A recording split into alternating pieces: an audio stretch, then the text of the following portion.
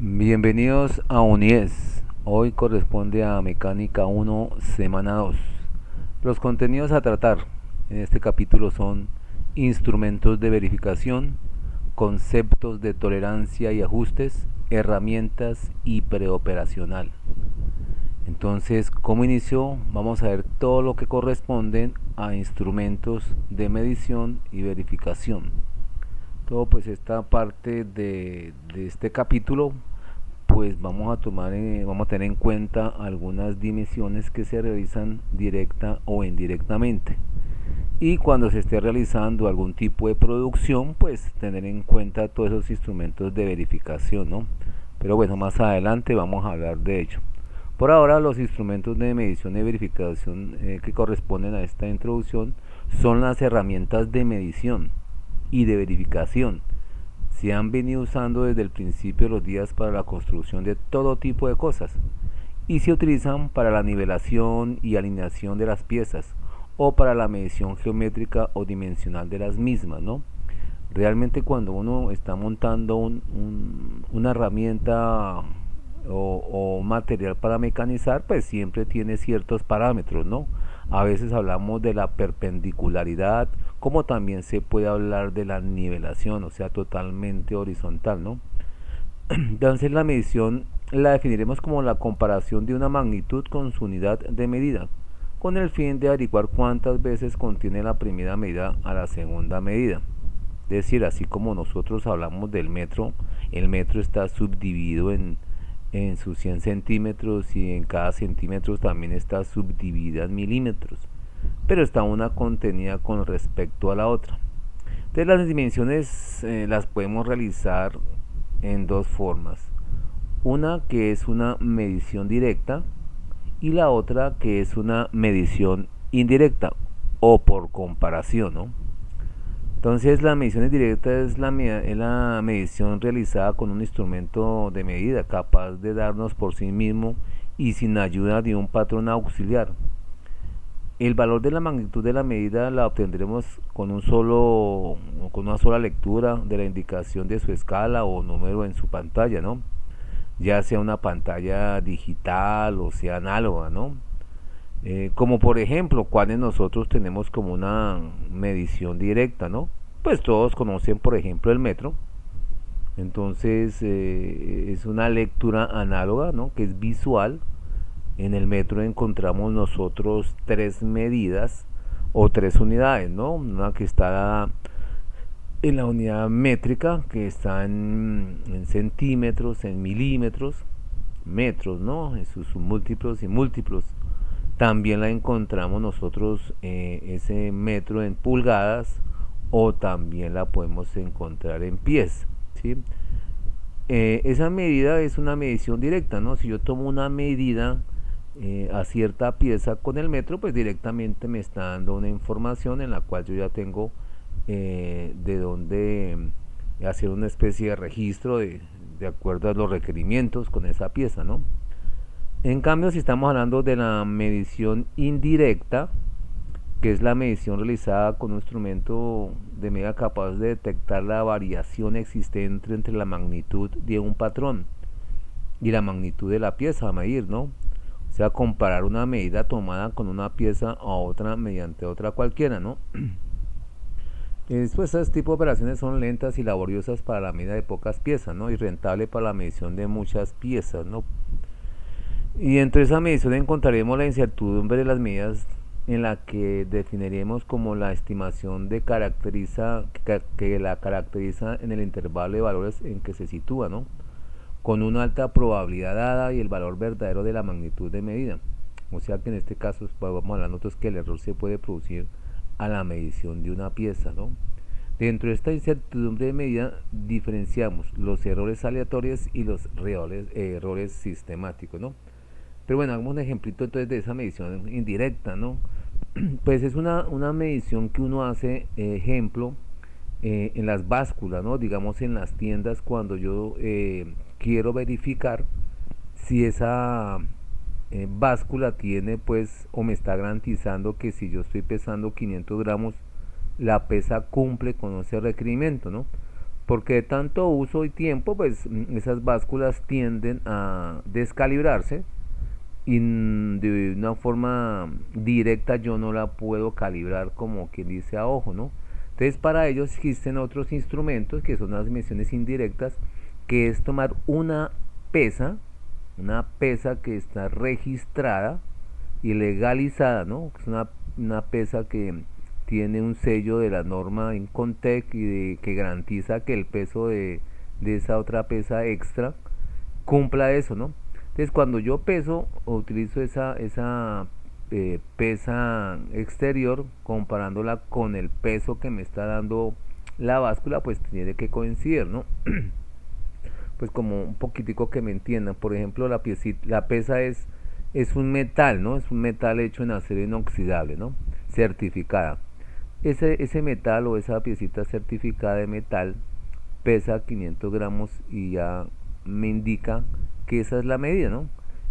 Esa es la que yo pongo en la báscula y yo la calibro, ¿no? La báscula tiene un tornillito en sus componentes mecánicas que me permiten calibrarla y registrarlos exactamente los 500 gramos, ¿sí? Eso es lo que nosotros de pronto hacemos o llamamos una medición indirecta cuando se quiere registrar un nuevo patrón de escala de medida, ¿no? Esas son las formas, ¿no? Entonces cuando hablamos de esos errores ahora, que pueden ser errores aleatorios eh, o errores sistemáticos, ¿no? Eso sí se depende de mucho, ¿no? Si yo en los errores aleatorios son errores que varían de forma impredecible y en signos y en valores, me dan otra medida a veces. O al realizar un número de mediciones de la misma pieza y del mismo lado en condiciones iguales, ya que a las temperaturas pueden influir en este tipo de errores, ¿no? Las causas más comunes de estos errores son medidas que es la manipulación incorrecta del instrumento de medición. Como habíamos hablado del calibrador, ¿no? Si yo tengo que manejar una medida de 1000 piecitas, digamos que tomándole el diámetro, todas 1000 piecitas yo tómele medida, y a veces pues uno de tanto estar haciendo esa operación, pues a veces puedo tomar mal el instrumento de medida, ¿no? O la manipulación incorrecta del instrumento de medida, que en este caso es el calibrador. De pronto no la siento bien, no la acomodo bien para que dé un buen cierre, ¿no? ¿Por qué? Porque he repetido mucho esa medición, pues que no la hago con la certeza, ¿no? Otro posible falla de errores en la medición, digamos, directa es el mal posicionamiento entre la pieza y el instrumento de medida, ¿no? De pronto la pieza que yo estoy midiendo no la tengo correctamente el diámetro y la tengo como en diagonal, o sea que no me permite una tomada de diámetro perfecta, sino que me permite una falla, pues por no tomar la pieza perpendicular el calibrador y la pieza, ¿no? Para su cierre y medida. Entonces ese mal posicionamiento también me da a dar errores, ¿sí? Y recuerde que un error en mecánica no es un error, me diga uno que como son datos tan pequeñitos, es fácil decir que pues eso no va a pasar nada, no. Por lo contrario, en mecánica, una mala medida, y puede ser en milésimas, ¿sí? Ya sean milésimas de pulgada o en milésimas de milímetro, puede ocasionar una gran falla. Una mala calibración me puede generar dinero, ¿sí? Una falla del material que me toca reemplazarlo, comprarlo nuevamente, ¿sí? Por un pequeño error en el manejo de la pieza del instrumento y la pieza a medir, ¿no? El otro es el error de interpretación de la medida, ¿sí? Ese error de interpretación es cuando uno está leyendo el mismo calibrador todo un día. Imagínese usted leyendo un calibrador que no es digital, no el digital, sino el análogo. El cansancio físico visual pues me va a permitir eso, una mala lectura, ¿no? Esa mala lectura, no puedo tomar una precisión exacta entre el nonio y la regla, ¿no? Porque también uno de tanto repetir las mismas operaciones, pues todo se vuelve así con errores. Entonces los errores sistemáticos son errores que se repiten, ¿no?, constantemente durante la medición de una pieza, por causas ajenas a la pieza o a la medición, obteniendo siempre los mismos resultados finales. Estos errores sistemáticos pueden ser constantes, errores de grabación o variables o errores de dilatación. Y las causas más comunes de estos errores son de la medida son de la desviación de la calibración o puestas en cero, así como un micrómetro. Si yo no lo tengo ajustado o calibrado desde su momento de cero y yo ya tengo una desviación de medidas, ¿sí? Recuerde que cuando uno usa un micrómetro, al cerrar ese micrómetro, ese calibrador, siempre me debe registrar 00, ¿no? La regla del calibrador con el nonio debe siempre coincidir con el 0, ¿no? Si hay un pequeño desfase, ahí tenemos una desviación de la calibración, ¿no? Entonces es importante entonces esas desviaciones en la calibración o en la puesta a cero, ¿no? Y el otro son errores de construcción del instrumento de la medida, ¿no? Pues esto sí, ya básicamente cuando hablamos de la construcción del instrumento de medida, pues sí se refiere más a la calidad del instrumento en que yo estoy utilizando, ¿no? No es lo mismo tener un calibrador, exageremos por decirlo así, un calibrador plástico que consigue uno ahí en misceláneas, a un calibrador para mecánica que puede costar alrededor de unos 2 3 millones de pesos, ¿no? No me refiero a que todos los calibradores sean así tan costosos, ¿no? Uno puede tener calibradores de 200, 150 mil, pero son calidad en la hora de medición. Me garantizan pues la subdivisión de las unidades en que uno trabaja, ¿no? Entonces es muy importante muchas veces comprarse uno un instrumento de medición de muy buena calidad. Los instrumentos económicos sí son servibles en su momento, pero tienden siempre a descalibrarse rápido. Un calibrador muy económico con el tiempo a corto plazo se descalibra, ¿no? Entonces lo ideal es conseguirse siempre una instrumentación de medidas, pues por lo menos no tan alta gama, pero sí de media gama, que siempre me va a garantizar con el tiempo las medidas, ¿no? Eso mucho cuando se trabajan directamente en talleres que tienen que tener siempre una precisión en la fabricación de piezas, ¿no? Háblese de moldes, háblese de troquelería o háblese de repuestos automotriz, ¿no? Entonces siempre me debe permitir y garantizar la medida exacta, ¿no? Entonces por eso es importante garantizar la calidad de esos instrumentos, ¿no? Para evitar y cometer errores. En la fabricación de grandes, decía, de grandes productos o productos en serie, como le cuento yo, por ejemplo, hablar de tornillería, ¿no? Una almacén de venta de tornillos, pues tiene inmensas tipos de referencias de tornillos, tanto de tamaño como de sus diámetros, como de sus roscas, que eso lo van a ver más adelante. Y un fabricante de tornillo debe estar verificando pues sus productos, ¿no? Hablemos de un tornillo de fabricación de piezas en serie.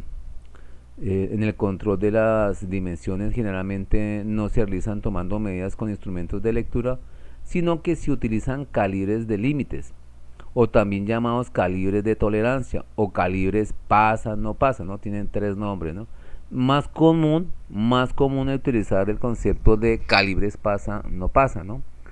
Los resultados del control de cada pieza son aceptados o rechazados. Es decir, cuando yo utilizo un calibre, por ejemplo, para verificar la rosca, por ejemplo, yo ya tengo una rosca patrón. Si veo que el tornillo rosca, pues la producción pasa, pero con ciertos ajustes, ¿no? Con ciertos juegos entre la rosca y el tornillo. Pero si el tornillo no pasa en ese patrón, entonces toca rechazar y de pronto el lote que se está fabricando, ¿no? Porque yo no voy a coger un tornillo por tornillo y verificar siempre uno en uno, ¿no? Uno puede estar fabricando unos 10.000 tornillos y entre esos 10.000 tornillos hacerle la prueba a unos 100 tornillos, ¿sí? Entonces no necesariamente tenemos que hacer una verificación en una producción en serie de en uno, ¿no? Se pueden tomar parciales o un porcentaje de una muestra, ¿no? Y estos calibradores me permiten la aceptación o el rechazo de la pieza, ¿no? Así como hablo del diámetro de pronto para otros tipos de cosas, como ejes, no hablemos de tornillos, sino ejes, ¿sí? Que me garantice que la medida del eje siempre va a ser dentro de los parámetros obtenidos. Entonces existen unos calibres pasan no pasan, ¿sí?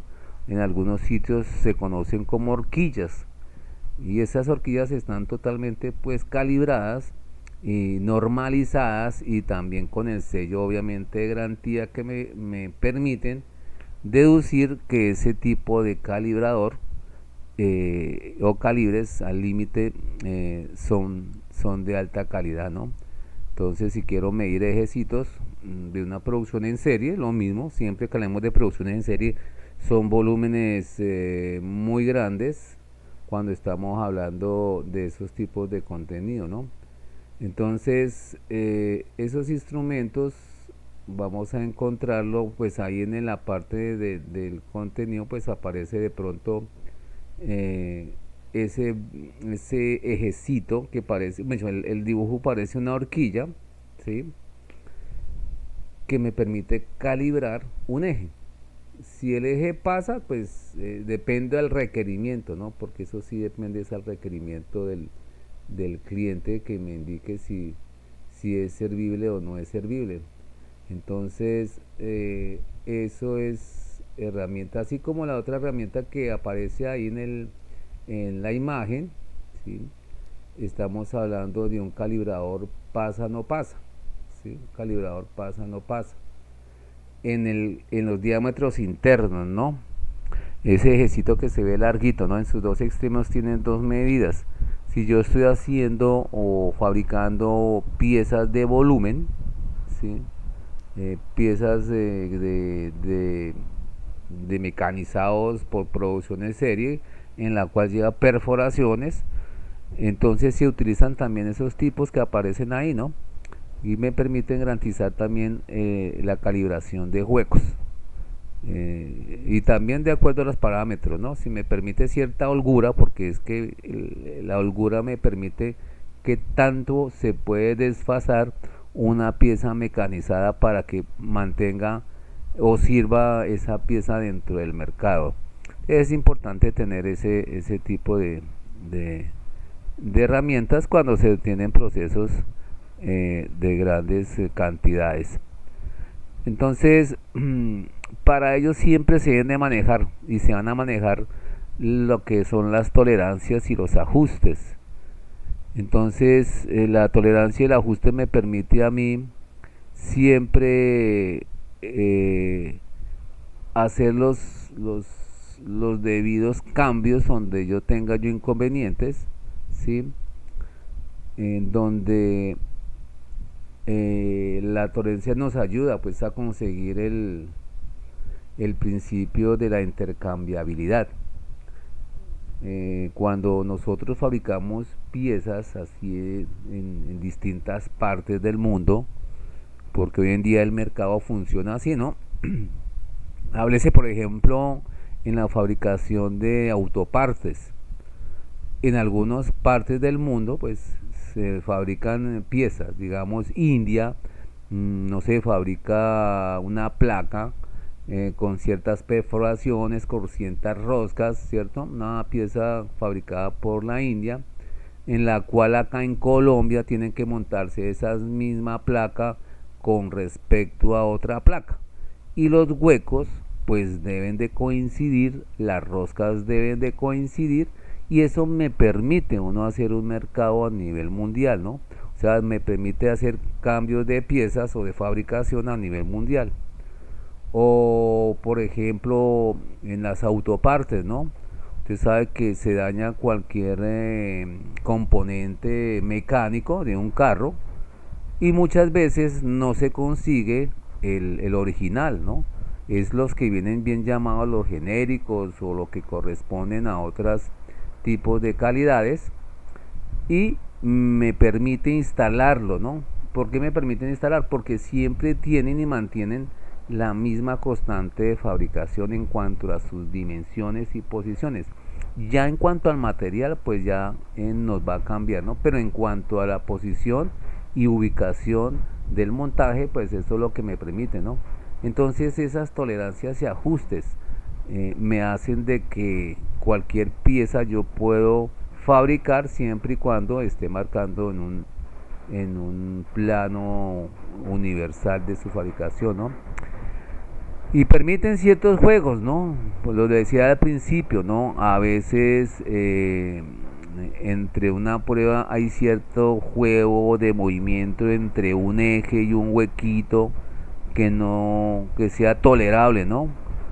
Que el ajuste también puede ser de apriete, es decir, que básicamente trabaja como deslizado, pero no permite ningún tipo de movimiento, ¿sí? Y está el ajuste indeterminado, cuando las zonas de tolerancia se traslapan. Es decir, aquí aquí tenemos las tres, es decir, en el primer ajuste de juego, el eje entra fácilmente entre el agujero o el diámetro interior de una pieza. El ajuste de apriete me quita ese juego, ya tiene que estar sin tanto juego. Y el del indeterminado es al contrario, el eje es mucho mayor que el hueco, ¿no? En mecánica se llama encachado, ¿no? Y eso encachado quiere decir que tengo que calentar la hembra en este caso para poder colocar el eje, y de tal forma que cuando se enfríe ella queda totalmente ajustable, como en apriete, ¿no? Apretadito. Entonces ese encachado se utiliza mucho para algunos ejes de algunos vehículos, en la cual no se va a utilizar soldaduras, ¿no? Pues tiene mucha utilización también en otros campos, ¿no? Pero ahí se manejan esos tres tipos de ajustes.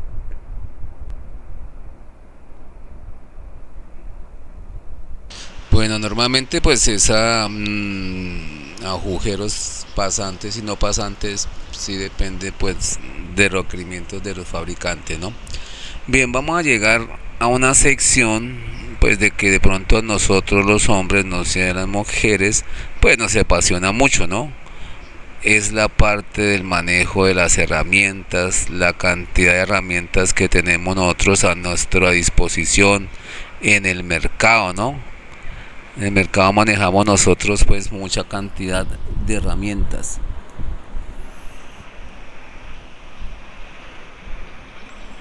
Entonces vamos a iniciar. Son herramientas que se usan pues a mano, o herramientas de mano, no a mano sino llamadas herramientas a mano.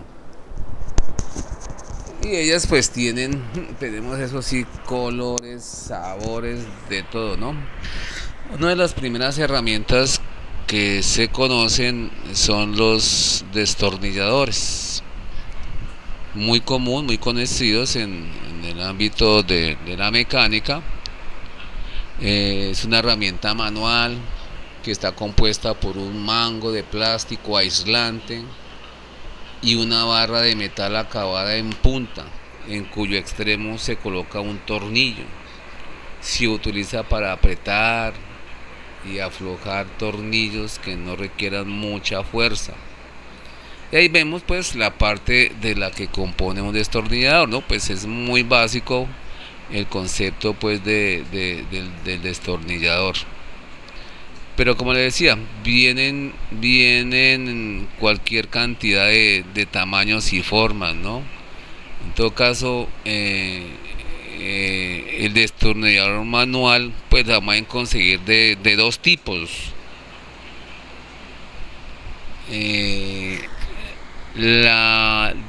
Pues en mecánica pues encontramos dos tipos, ¿no? Una que es la que conocemos como un destornillador de pala, ¿sí? Y la otra que es un destornillador estrella. Las de pala pues tenemos diferentes longitudes, ¿no? De longitudes me refiero a qué tan largo es un destornillador para utilizar y su punta qué tan ancha es, ¿no? Te vienen delgaditas, hablo desde 2 milímetros hasta encontrar la punta del destornillador como de media pulgada, ¿sí? Entonces hay infinidades. Entonces no hay duda que a pesar de la amplia aceptación de los prácticos que son los destornilladores o atornilladores, aquí tienen usan los dos nombres, atornillador porque estamos haciendo la operación de apriete y destornillador pues están dando la operación de soltar, ¿no? También se utilizan mucho esos destornilladores en electricidad, ¿no? Es totalmente lo que encontremos nosotros en la electricidad, la cantidad de destornilladores para arreglos de cualquier equipo, ya sea eléctrico, en cuanto sea automotriz, en la parte electrónica, en fin. Y ustedes se han dado cuenta también, si han tenido la oportunidad de tratar de desarmar ustedes un celular a veces, ¿sí? O algunos juguetes de los niños, como para hacerle un arreglo, y a veces no tienen la herramienta porque hay cabezas en los tornillos que no son tan comunes, ¿no? No se usan las de pala ni tiene otro tipo de uso, ¿no? Pero siempre lo más común es nuestro destornillador de pala y de estrellas mecánica. Entonces, ese son pues nuestra herramienta a trabajar para ello. Podemos encontrar una gama, ¿no? Una gama de cabezas de tornillos, ¿sí? Cualquier cantidad en el mercado. Háblese de tornillos planos, que es el de pala que conocemos nosotros, los normales, ¿no? La de plana. Tenemos también tornillos Phillips o los llamados tornillos rápidos o autocentrantes, ¿no?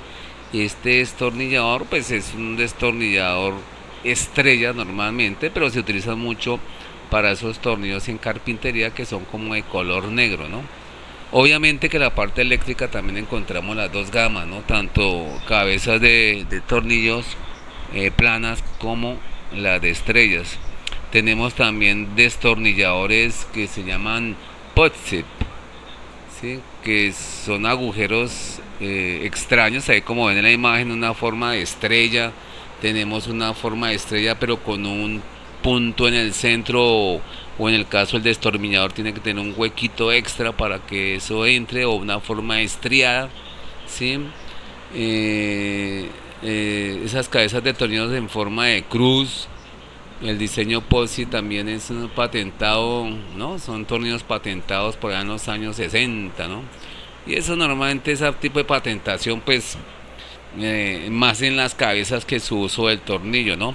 Más bien por seguridad, si usted quiere que no le abran una caja y esa caja pues no sea tan fácil de abrir, pues utilizan un tipo de tornillo especial, ¿no? Más que poner un tornillo plano o un tornillo estrella, ¿no?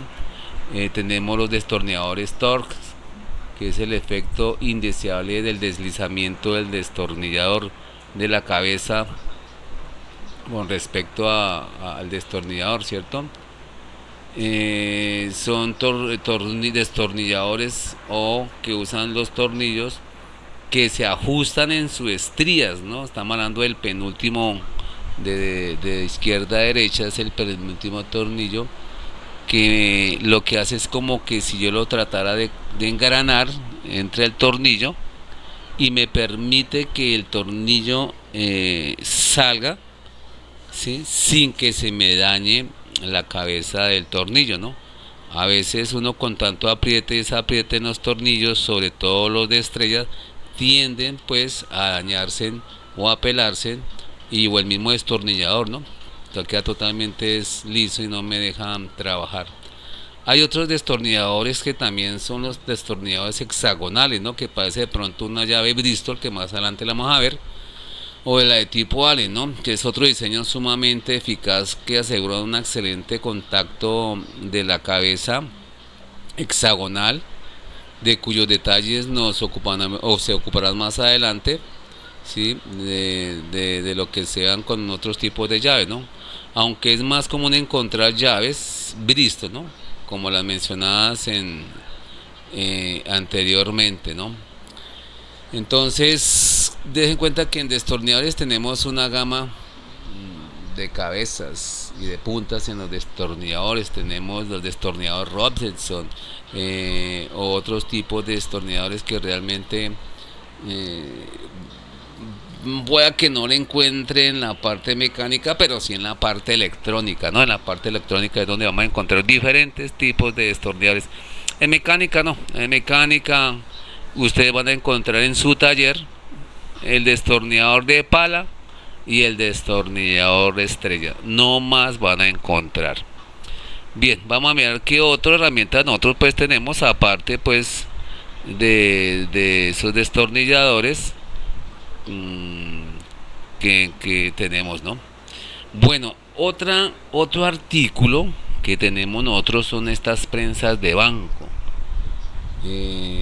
Es una prensa de banco que es la mayoría de las veces utilizada para sostener piezas de trabajo rectangulares o cúbicas, con dimensiones relativamente simples, ¿no? ¿Qué es lo que nos permite estos tipos de prensas? Pues la idea es agarrar la pieza donde nosotros vamos a hacer una especie de trabajo de pronto y que la pieza no se nos vaya a mover, ¿sí? Son prensas de banco que me permiten sostener piezas para hacer un tipo de manipulación de algún otro tipo de trabajo que le tenga que hacer, ¿no? La mordaza es una mordaza que es fija y hay otra que es móvil, ¿no? La que es fija pues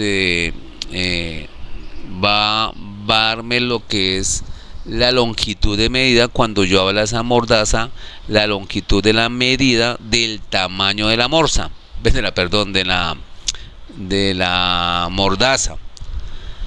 Y de ese tamaño de lo que se puede abrir de la mordaza, ¿sí? Es el tamaño del banco, ¿no? Entonces yo puedo tener que el máximo que puede abrir una mordaza, al máximo, puede ser del orden de 3 pulgadas. Otra mordaza puede abrir de 5 pulgadas, ¿sí? 8 pulgadas, ¿no? Entonces ese es el tamaño o la clasificación que podemos encontrar dentro de las mordazas, ¿no? El tamaño de apertura de la pieza para apretar. Estas prensas están equipadas con un tornillo ubicado en su interior, o sea en la mordaza móvil, ¿sí? Está amarrada a un tornillo que me permite pues darle cierre o un apriete entre las dos mordazas para sostener una pieza, ¿sí? Ese es un producto muy sencillo de manejar, no es de una especie de producto que tenga que tenerse un manual, ¿no? Solamente para sentar una pieza. De ella encontramos cualquier tipo de cantidades de prensa, ¿no? De tamaños y colores. Hoy en día es posible encontrar tipos diferentes de prensa, tanto como para carpintería, como para de pronto ebanistería y la parte mecánica. Hoy en día se encuentran mucha prensa especial para aquellos que trabajan en soldadura, ¿no? Los que trabajan en la fabricación de ventanas y puertas, ¿no? Entonces hay tipos especiales para perfilería en estos tipos de empresas, ¿no? Entonces es muy común encontrar pues las cantidades diferentes de prensas de trabajo, ¿no? Eso sí depende de la utilización, ¿no? Para el personal que requiere de esos tipos de prensas. Tenemos también, bueno, los martillos, ¿no? El martillo es, yo creo que es la herramienta más antigua que nosotros conocemos, ¿no? Aquí hablamos de lo que dice que los primeros martillos datan de la edad de piedra, alrededor de los 8000 años antes de Cristo. O sea, muchos años ya existía una herramienta de mano. Estos martillos constaban de una piedra atada a un mango con tiras de cuero. Y en algunos milenios más tarde, hacia el 4000 a.C., y gracias al descubrimiento del cobre, los romanos empezaron a fabricar las cabezas con este material. Y ya en la edad de bronce se empezaron a fabricar este material. En su forma clásica, el martillo no ha sufrido demasiados cambios a lo largo de los años, pero han supuesto la base para el desarrollo de nuestras formas que se adaptasen a las necesidades del ser humano, ¿no? Obviamente que después de la edad de bronce llegó la edad de hierro y hoy en día pues nosotros conocemos pues los martillos que actualmente están hechos de hierro.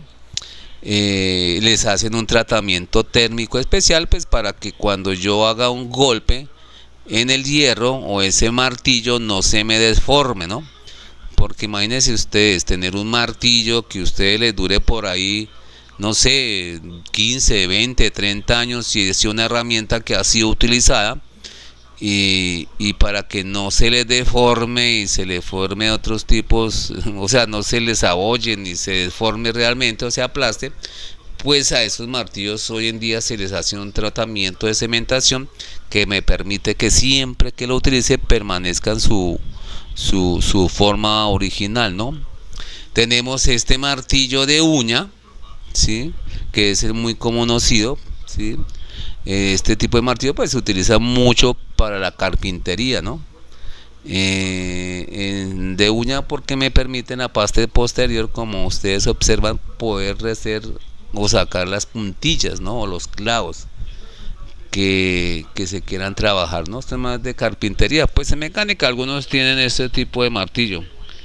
Tenemos también el martillo de bola, ¿sí? Este que está aquí no es un martillo de bola en el dibujo, este es un mazo, ¿no? Es un mazo de caucho, pero el martillo de bola es parecido al anterior martillo de uña, pero en vez de ser plana, casi la punta, ¿sí? Tiene forma de bola, ¿sí? En vez de tener plana o chata de ese golpe del martillo, pues es plana. El otro que aparece ahí en negrito, en este caso estamos hablando de un martillo o un mazo, ¿no? De caucho. Eso lo utilizan para golpear piezas que quiera uno sentar o piezas que quiera uno empujar, de tal forma que cuando yo golpee con un mazo esos de caucho, pues el material no se me deforme ni se me dañe, ¿no? También vamos a encontrar diferentes tipos de martillos eh, de otras especies. Por ejemplo, tenemos el martillo que ustedes usan, no ustedes no, sino los tapiceros, ¿no? Tapicero también tiene su martillo especial. ¿Mm? Se utilizan siempre como para sentar el cuero, ¿sí? O para pegar el cuero con la otra pieza, ¿no? Se utilizan más para golpear y pegar. El martillo mecánico, que es el que usamos nosotros, que es totalmente plano, o lo conocen como maceta a veces también, ¿no? Que es totalmente plano, cuadrados, es un prisma rectangular eh, y se utiliza mucho en mecánico, ¿no? A veces se utiliza con un puntero cincel, que también se van a ver, ¿sí? Que es para dar pues golpes muy certeros o muy fuertes en la fabricación de piezas para hacer ajustes, para pegar, perdón, para soltar algunos tipos de remaches, pues se utilizan estos mazos rectangulares prismáticos en mecánica, ¿no? Entonces nosotros tenemos cualquier cantidad pues de uso de martillos en el mercado, ¿no? Nosotros realmente podemos hablar solamente de este tipo de martillo que aparece. Podemos utilizar el mazo de caucho o el martillo de uña, ¿no? Serían de pronto nuestros tres martillos. En la mecánica del latón, ¿sí? Del latón, sí se utiliza mucho es el martillo de bola, ¿sí? Un martillo de bola. Su punta es una bola para ello. Bien, eso es la herramienta que tenemos nosotros en cuanto al martillo. Tenemos más herramientas también, cualquier cantidad de clases de instrumentos que se utilizan en un taller de mecánica. Tenemos, por ejemplo, lo que son las brocas. De brocas sí, esos, muchos hay materia de qué hablar, ¿cierto? Hay mucho material Por lo menos hablemos de los primeros fabricantes de la del qué de la broca, ¿no? Eso viene del año 1897. Fue la primera broca fabricada por un ingeniero norteamericano, Taylor, ¿no? Con el fin de, pues, de hacer perforaciones, ¿no? Eso, como en estas épocas atrás se utilizaban huecos, pero no era la forma habitual de coger una broca en nuestra época, ¿no? Allá no existían estas herramientas, pero para colocar remaches se inventaron este señor Taylor una broca que es una aleación en acero frío con wolframio y otro tipo de aleaciones, obviamente que tiene que ser como un químico metalúrgico, ¿no? Porque eso no cualquiera hace un metal de esa dureza para esas épocas del año 1897. Y sobre todo porque las brocas, como se trabajan a corte, y el corte es una buena fricción que genera pues altas temperaturas, ¿no? Y produces grandes rozamientos, ¿no? Entonces, al encontrar este tipo de acero que se puede hacer eso, pues que podían hacer varios huecos sin tanto desgaste, ¿no? Entonces, estas brocas desde ese año, imagínense, a nuestra época todavía se siguen fabricando casi muy parecidas a estas. Estas son como más conocidas así, de esta forma que aparece ahí como una broca de carpintería, ¿no? Pero para hoy en día tenemos cualquier cantidad de brocas.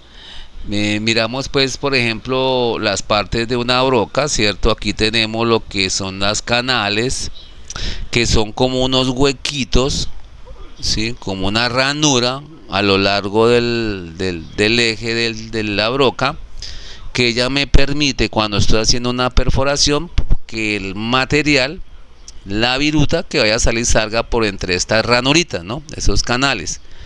También tenemos nosotros el vástago, que es decir, el alma, que me permite el torque de la pieza para que no se me parta, ¿no? De tal forma que cuando esté haciendo la perforación, pues mantenga su rigidez y su resistencia y no se nos vaya a partir dicha broca, ¿no? Y tenemos una parte que es la parte de la arista o margen que se aparece ahí, que es como una especie de medio afiladito entre las canales, ¿no? Que me permiten como ayudarme para el filo de una broca, ¿no? Eso se verá pues más adelante en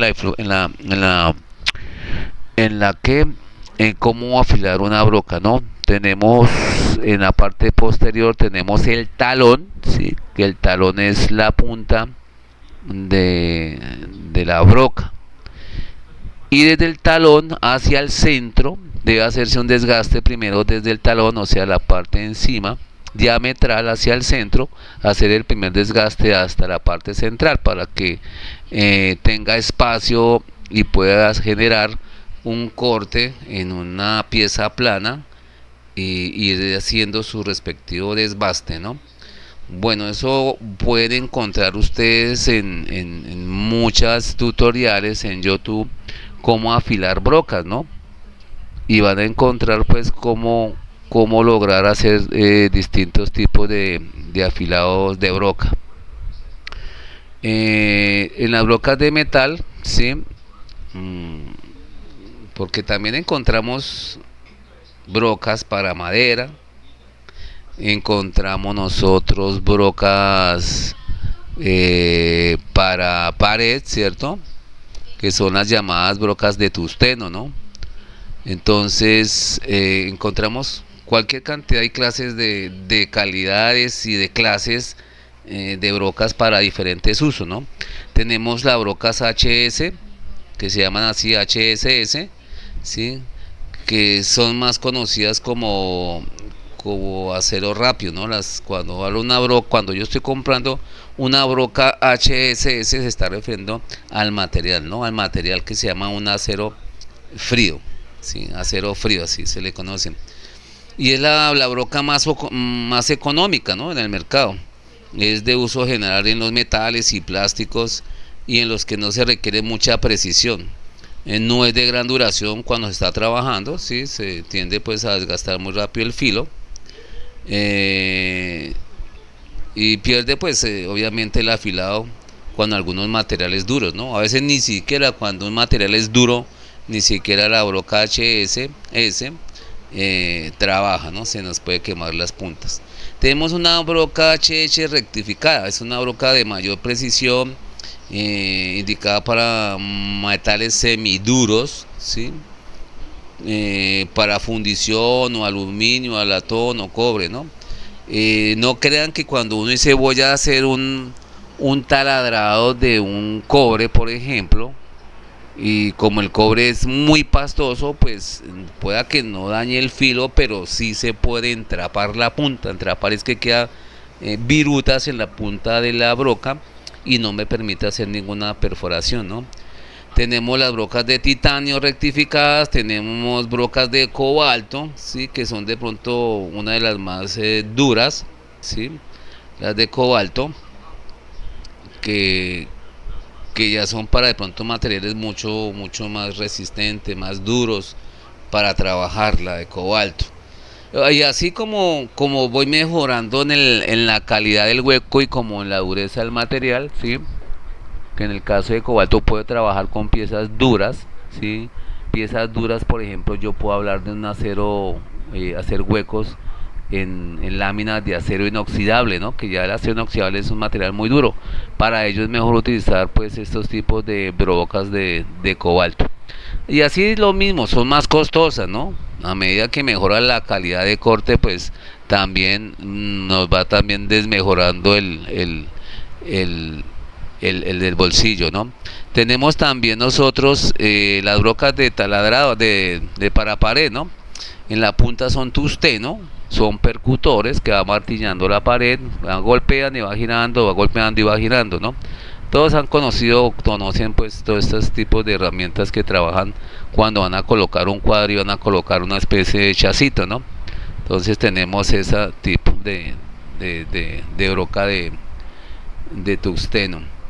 Y aquí tenemos pues la cantidades de brocas que se pueden conseguir en el mercado, ¿no? La primera que encontramos casi en las partes iniciales, casi todas estas son brocas como para trabajar con madera, ¿no? Las que encontramos aquí, hay unas que parecen como cierracopas, otras las brocas de centro, otras para hacer perforaciones, ¿no? Entonces son brocas más para madera que otra cosa. Y aparte pues nosotros encontramos pues las máquinas, ¿sí? Nuestras máquinas que es la herramienta que permite que me gire esa herramienta. Y la herramienta se llama un taladro, ¿sí? Y tenemos el taladro de mano, como tenemos nuestro taladro de árbol, como el que aparece en la imagen, que es la que me permite hacer perforaciones.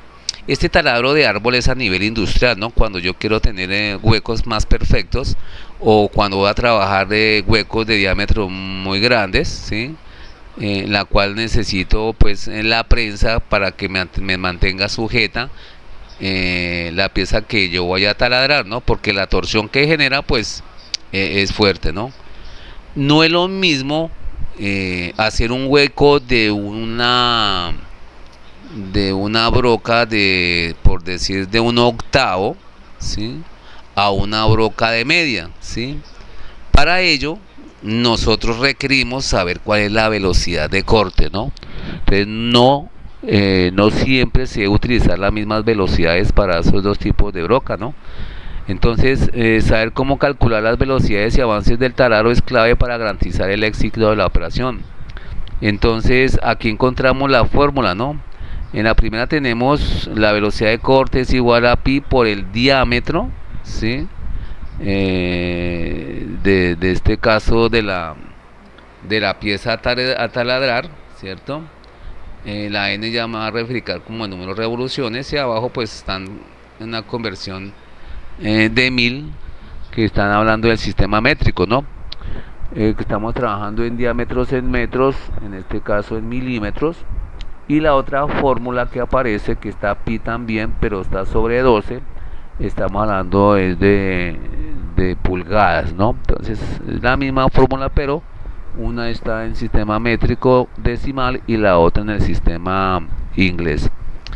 El taladro pues tiene su base, es estacionaria porque esta sí pesa mucho, no la puede estar moviendo por todos lados, ¿no? Entonces es ubicada en un solo sitio. Normalmente entonces, así como a grosso modo, cuando hacía referencia de las dos brocas, ¿sí?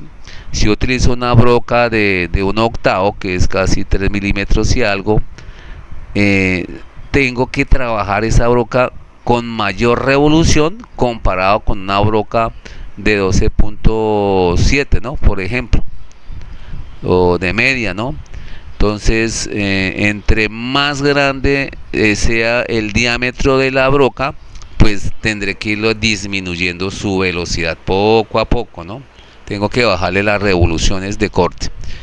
Bueno, entonces a tener en cuenta, aquí de pronto tenemos nosotros una tablita, pues de acuerdo al diámetro, la broca que se está utilizando, ¿cierto? Para tener en cuenta pues algunos valores de la revolución por minuto que se debe colocar en el portabrocas. Riesgos para tener en cuenta, ¿no? Tengan en cuenta que esto ya es una herramienta de arranque de viruta, ¿sí? De arranque de viruta. Esas virutas salen calientes, ¿sí? Entonces debemos tener cuidado con por la salida de esas virutas,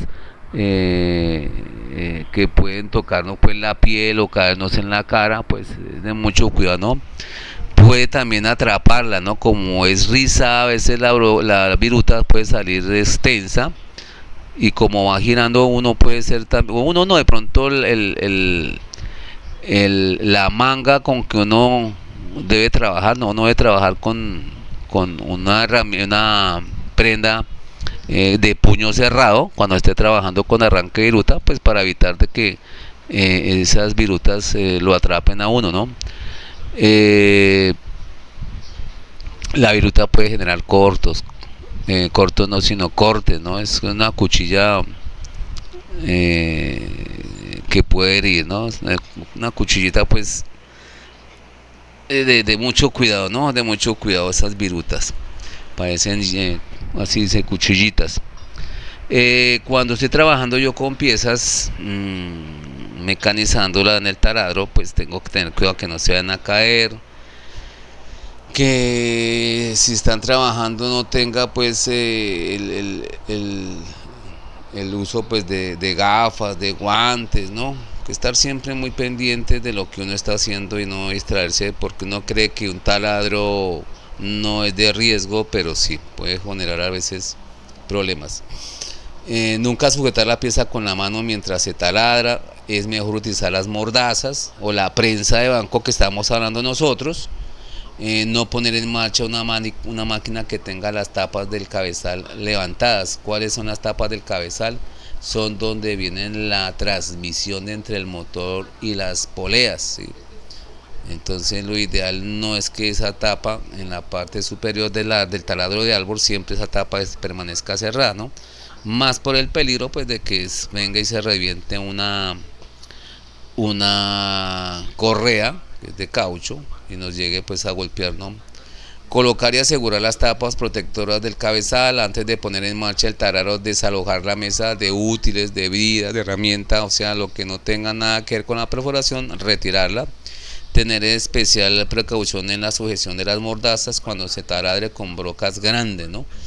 Cuando una broca ya va a evacuar, o sea, cuando ya va a ser el huequito al final, ya casi ya para terminar, es donde más jala, ¿sí? El taladro y la broca jalan mucho el material, ¿no? Porque es el último desgarre que hace, y es un desgarre que hace con mayor fuerza, ¿no? Por eso tiene que estar bien sujetas las piezas. Y uno tampoco puede hacer un hueco de primerazo, ¿no? O sea, si va a hacer un hueco de 1 pulgada, lo ideal es irla haciendo paulatinamente, ¿no? Primero hacemos un huequito por ahí de 1/4, después de media, después de pronto, no sé, de 3/4, 7/8, hasta llegar a la de pulgada, ¿no? Entonces, paulatinamente es mejor haciendo huecos pequeños si voy a realizar o voy a taladrar un hueco de mayor envergadura, ¿no? Para tener en cuenta. Bueno, cuidados generales, pues ya hemos hablado un poquito, mantener el puesto limpio, seleccionar la broca adecuada para la operación, comprobar el afilado, ¿no? Es muy importante el afilado de la broca, ¿no? Bueno, otras herramientas que vamos a encontrar nosotros van a ser las llaves, ¿sí? La llave de boca fija. En este gráfico encontramos la llave de boca fija y la de estrella, ¿no? Cuando yo hablo de boca fija, es aquellas llaves que son planas. Aquí vemos un par de ellas que son totalmente planas y tenemos otras dos en la imagen que parece un huequito, pero las que llamamos nosotros de estrella, ¿no? Llaves de estrella, eso tenemos muchos usos y tamaños y colores también, ¿no? Bien, hay que elegir siempre la llave que se ajuste perfectamente en la cabeza de la tuerca, que se desea apretar o aflojar. La llave siempre se debe trabajar perpendicularmente, ¿no? Perpendicularmente al eje de la tuerca. Y no así se corre el riesgo de que se resbale aquí técnicamente uno lo llama se pele. Entonces, para apretar o aflojar las tuercas deben siempre estar tirando la llave, nunca empujando, ¿no? Tirándola, no empujándola. Y aquí vemos pues en la gráfica la muestra que debe estar bien sentada, ¿sí? Que no tenga tanto juego la cabeza de la tuerca o del tornillo hexagonal con la llave, ¿no? Si yo estoy tratando de apretar un tornillo cuya cabeza es de 3/4, pues cojo la llave también que es de 3/4, ¿no? Ya están marcadas esas llaves y me permiten seleccionar, ¿no? Hay que escoger bien la herramienta que no me sobre mucho. Bueno, tenemos alicates, también de esto tenemos cualquier cantidad de herramientas, ¿cierto?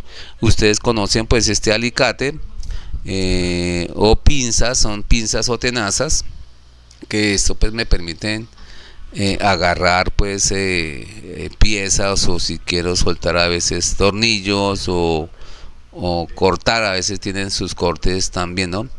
Los llamados también alicates universales o también llamados para electricistas, quizás sean los que más comunes en cualquier caja de herramienta. Estos alicates son más versátiles y sirven para atornillar o aflejar o prensar, doblar, pelar, lo que le venía comentando, ¿no?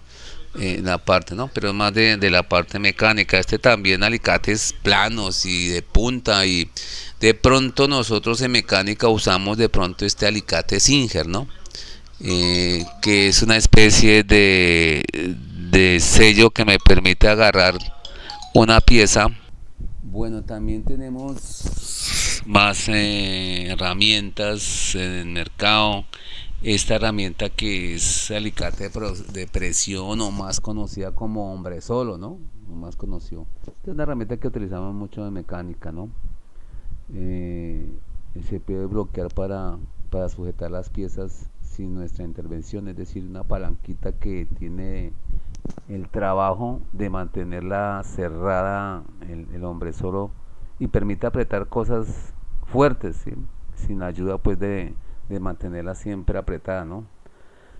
Tenemos el palicable. El pelacable sí ya es para utilización de los eléctricos. El cortafríos pues más se usa este tipo de herramienta para cortar alambre, ¿no?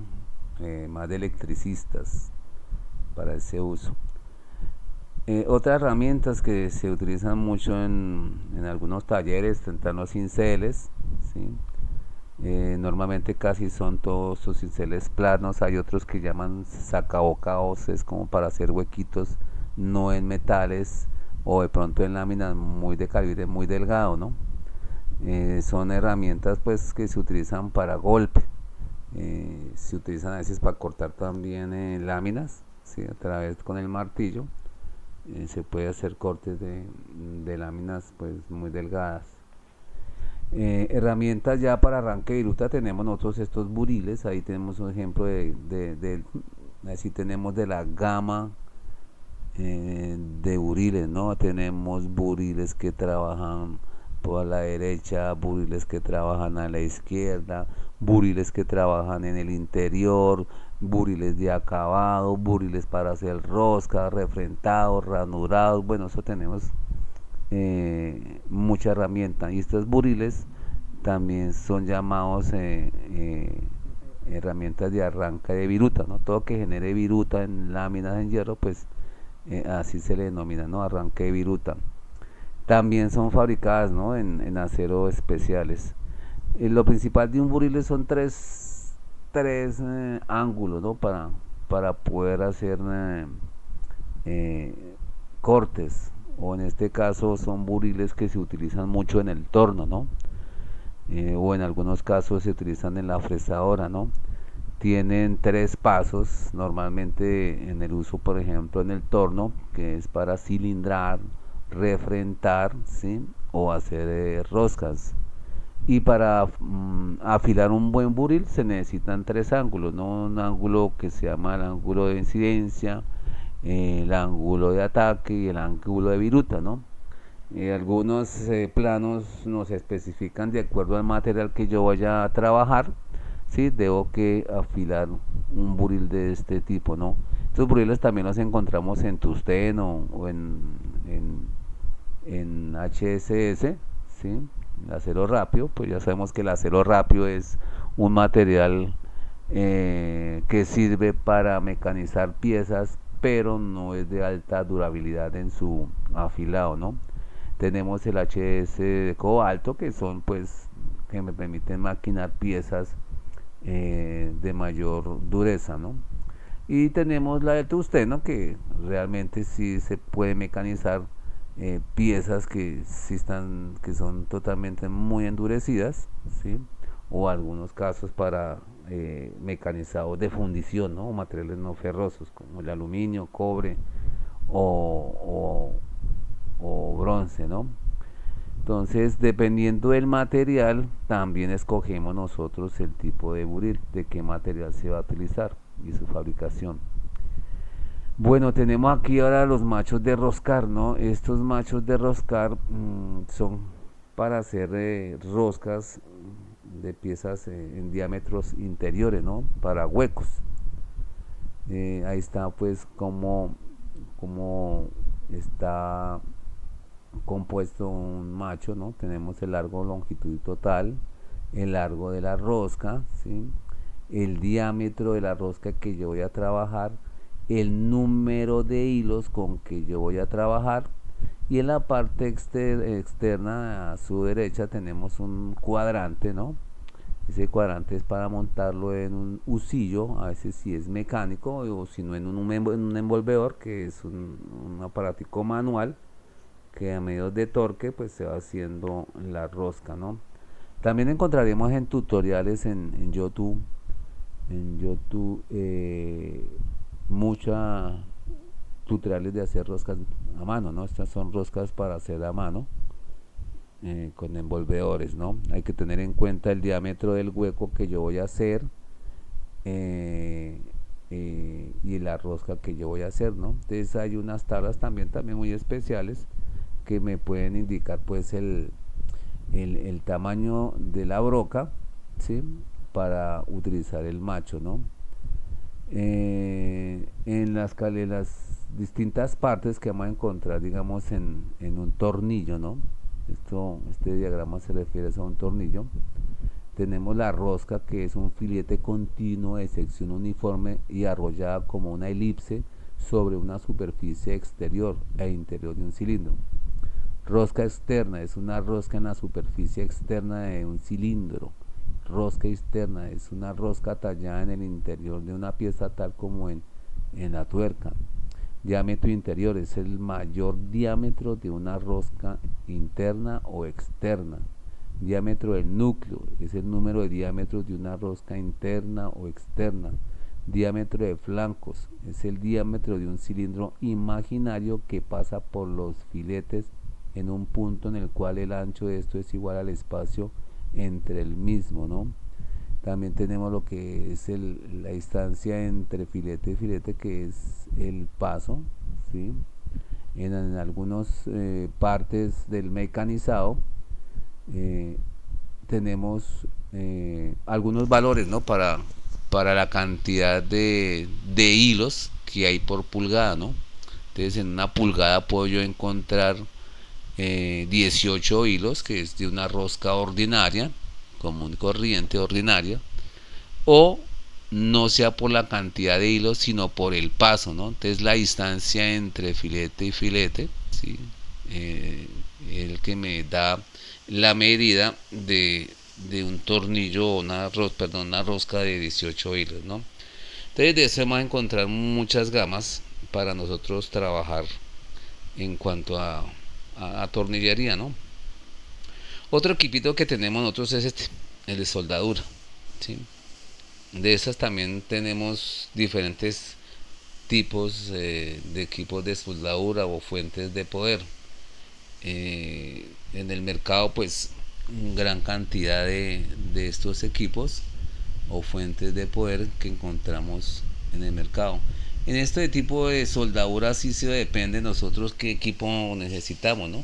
Pues hay equipos de soldadura que me permiten tener acabados, digamos, sin necesidad de pulir, un acabado bueno, que no está tan sucio, no me deja tanta escoria, ¿cierto? En las operaciones de soldadura, como otros tipos de operaciones que puede ser el de tusteno, perdón, el de MIG o el de TIC. En este caso que vemos acá es de electrodo, electrodo cubierto o revestido, es del más antiguo, ¿no? Utilizado, y todavía se utiliza, ¿no? Se ha mantenido como una forma popular de soldadura porque es simple y fácil de aprender, además de bajo costo de la operación.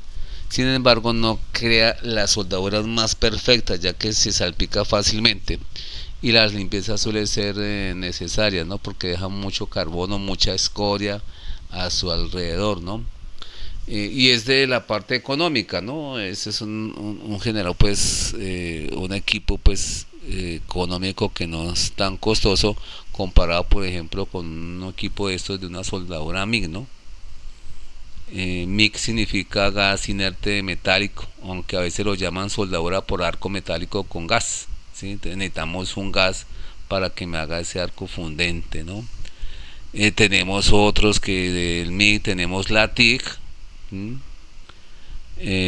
Tenemos otros tipos de soldadura pues en el mercado, ¿no? En que está la soldadura autógena, tenemos la soldadura de punto, ¿cierto? Para ello. Bien, de eso pues tenemos que saber un poquito de la corriente eléctrica, ¿no?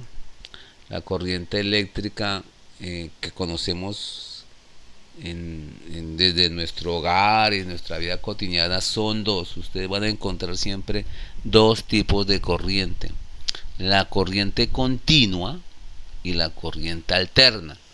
¿Cuál es la corriente continua? La corriente continua es aquella que usted utiliza en las baterías de su celular, ¿sí? Esa corriente de 5 voltios, por ejemplo, ese se llama corriente continua, ¿no? Que es de la batería o de la pila del celular o la batería de un carro o las baterías hoy de todas estas motocicletas, patinetas eléctricas, ¿sí? Todas trabajan con corriente continua. Y una corriente continua siempre es positiva, ¿no? Su carga es positiva. Diferente en el caso de la corriente que usted toma para cargar su celular, ¿sí? O conecta su televisor o cualquier otro equipo, ¿sí? De la toma de la pared. Esa es una corriente alterna, ¿no? Esa sí tiene dos picos, una que es un pico positivo y otro pico negativo, ¿no? Dese cuenta en la imagen que aparece en la continua una línea recta, asume un voltaje constante positivo, mientras la alterna es una gráfica senoidal que sube y baja, ¿cierto? Va hacia la parte positiva, pasa a cero y después termina en la parte negativa en esto. Esta corriente eléctrica, pues ya nosotros en las décadas atrás de Charles de Coulomb o más para acá que tenemos leyes de la electroestática, de la electricidad, cómo se genera la corriente eléctrica, cómo se crea la corriente eléctrica, cuando decimos que un cuerpo está electrizado positivo o negativamente, ¿no? Eso había estudios en la física pues que ya han trabajado mucho, ¿no?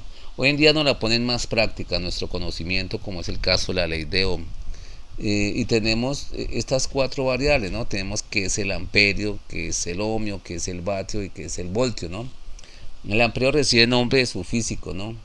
Andrea Ampère, mira, del año 1821, se encarga de medir la intensidad de una corriente eléctrica con base a una longitud de 1 metro de distancia.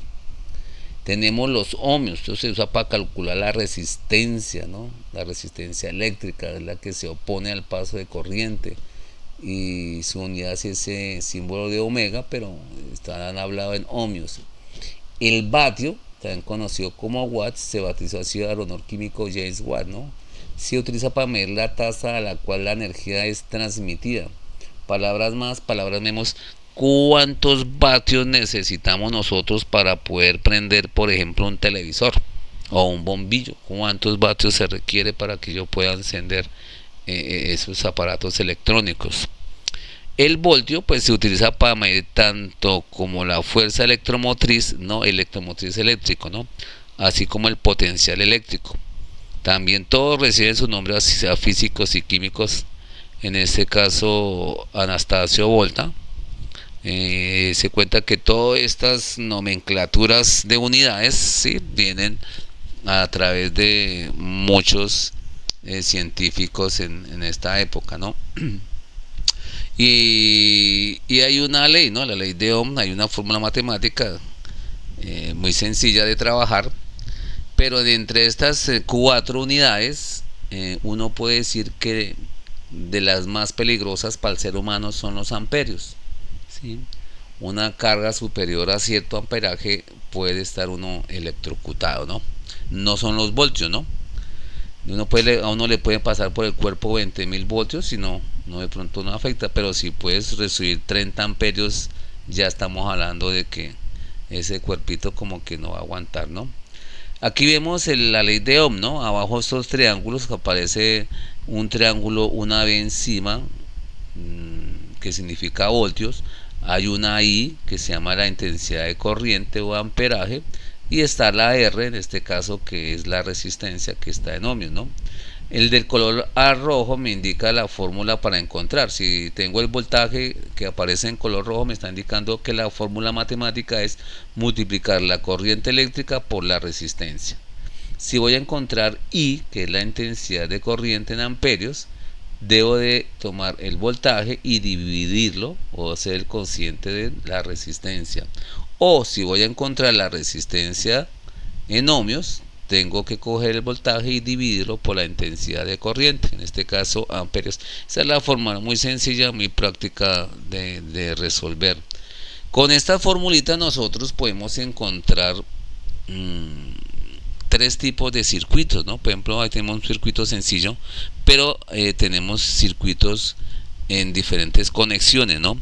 Una conexión son circuitos en serie, tenemos los circuitos en paralelo y tenemos los circuitos en mixtos, o sea que esté paralelo y esté en serie, ¿no? Un circuito en serie son esos bombillitos navideños, ¿no? Que se le daña a usted un bombillito navideño de una serie de 10 y se funden los 10, o se apagan los 10, no se funden, sino se apagan 10 porque uno de ellos se dañó. Y lo reemplazan y encienden todos los bombillos. Entonces todos esos 10 bombillitos están conectados en serie. Y una conexión en paralelo puede ser, por ejemplo, cuando está en su casa, usted prende la luz de la habitación y prende solamente esa, ¿no?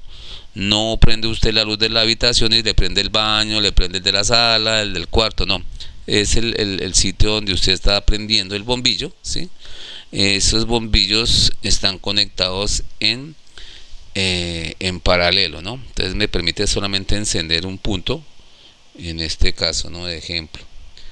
Y las combinaciones, ¿no? Eso, pues en las combinaciones tenemos muchos usos en los montajes de los equipos o tableros de mando o de control que se trabajan con los tres circuitos, ¿no? Pues ese es a grosso modo más o menos esta introducción referente pues a las temáticas que se estaban enunciando, ¿no? Bueno, esto es todo y estamos pendientes para nuestra siguiente sección. Muchas gracias y que tengan un excelente aprendizaje.